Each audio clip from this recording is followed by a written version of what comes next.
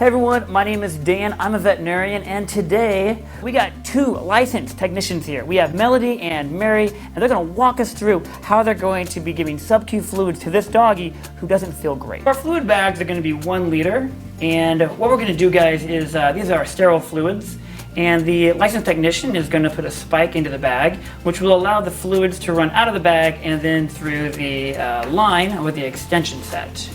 The first thing we're going to do with our patient once we have our needle on and our line is prepped into the fluid bag is we're going to make sure that we don't have any large air bubbles in the line.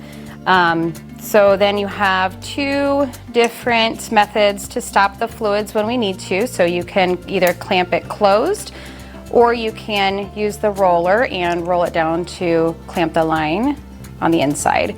So we can use these 2 methods to control our fluid flow. Okay, so the first thing you're going to do is you're going to find a spot on your patient that has a lot of skin. You can use multiple areas of their body, but the most common is going to be right here on their back, right around the shoulder blade area. So what we're going to do is we're going to make a tent out of their skin where we're going to pinch the skin and pull it upwards so that we have a little area in the back here that we can put the needle in safely under the skin. So this is going to be placed under their skin subcutaneously, which means just under that first layer.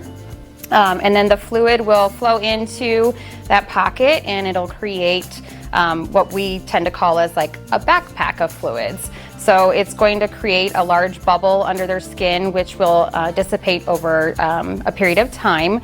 That way, once we send them home, they can continue to get rehydrated throughout the many hours. Okay, so we're going to go ahead and tent up the skin and provide an area for that needle to go into. When we go in, we want to do this bevel up. All right, at this time, once our needle is in, we're going to go ahead and open up the line. We can unclamp it and roll it all the way up. Okay, we talked about we want to have a larger gauge needle, and that way we have the ability to fluids to flow through it more easily.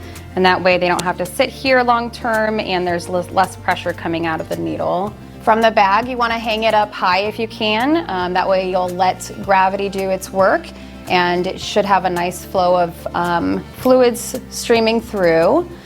If you're not seeing a steady stream, and let's say it stopped like this or just slowly flowing, you may need to adjust your needle to where you start getting a good flow. Alright guys, so once we're done giving sub-Q fluids, the veterinarian or the technician will then pull the needle out. Of course, we will clamp the bag off first. This is a common mistake.